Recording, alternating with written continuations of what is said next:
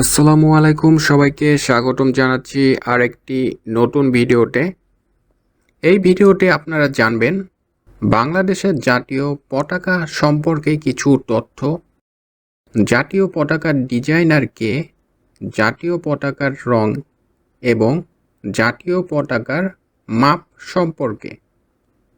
তাহলে শুরু করি। বাংলাদেশের জাতীয় পতাকা। বাংলাদেশের জাতীয় পতাকার ডিজাইনার হচ্ছেন কামরুল হাসান। বর্তমানে যে পতাকা আমরা দেখি তিনি এটি ডিজাইনার। পতাকার মাপ, এটি হচ্ছে বাংলাদেশের জাতীয় পতাকা। এটির দৈর্ঘ্য হচ্ছে 10 ফুট এবং প্রস্থ হচ্ছে 6 ফুট। এটা হচ্ছে সাধারণ হিসাব।